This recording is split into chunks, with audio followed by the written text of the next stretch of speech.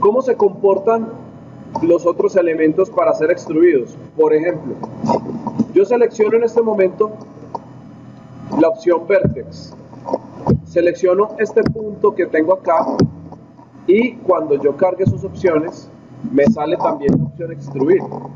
Hagámosle clic en extruir a ver qué sucede. Inmediatamente las propiedades de extrusión hacen que mi vértice tenga una longitud y tenga un ancho de extrusión y tenga una serie de subdivisiones, y así yo le estaría sacando un cacho adicional. Sí, es como una especie de extrusión, pero a partir de un vértice.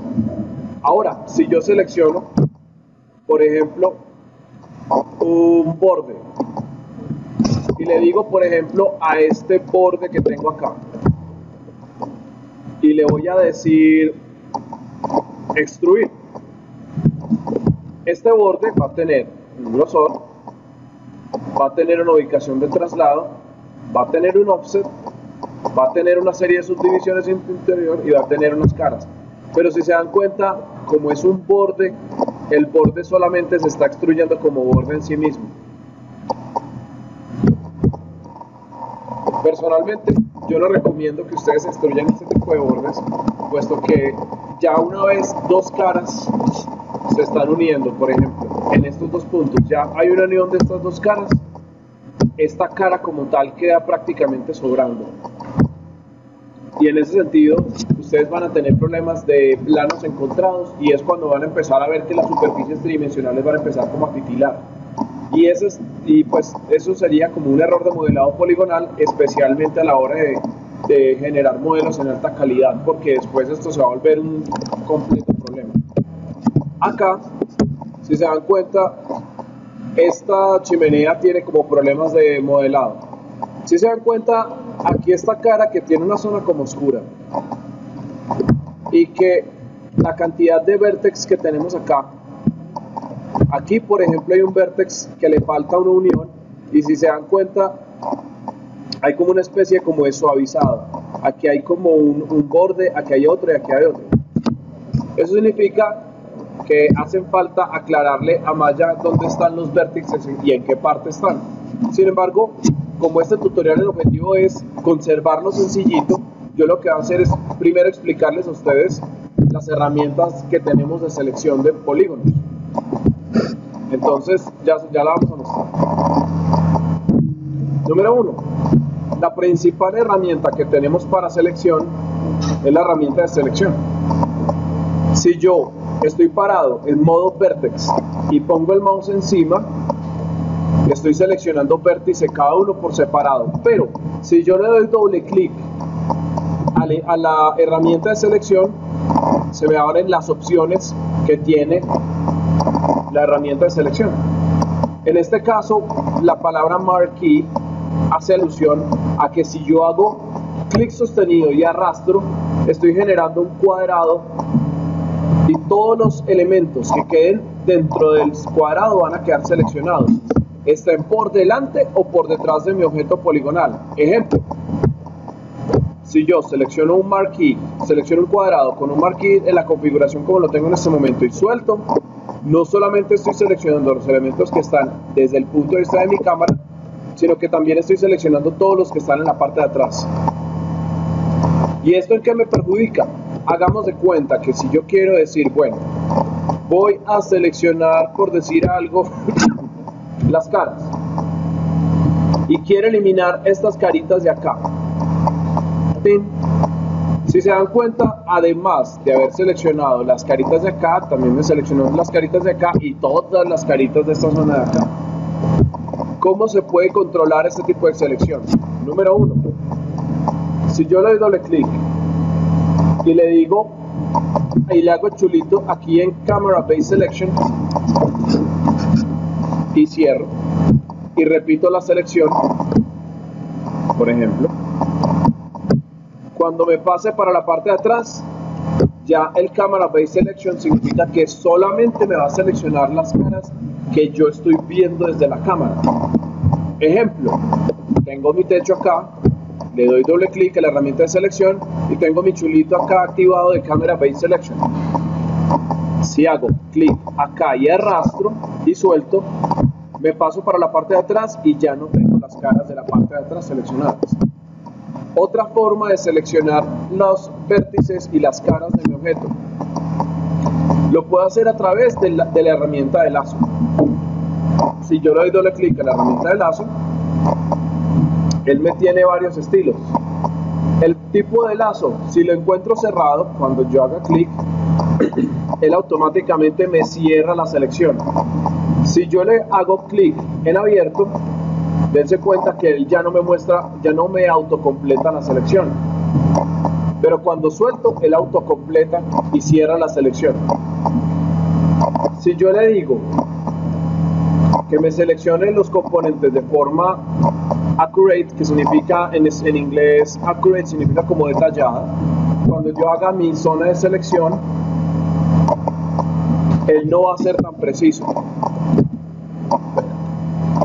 Ejemplo, yo arrastro acá y no es... Espérate que está pensando la máquina.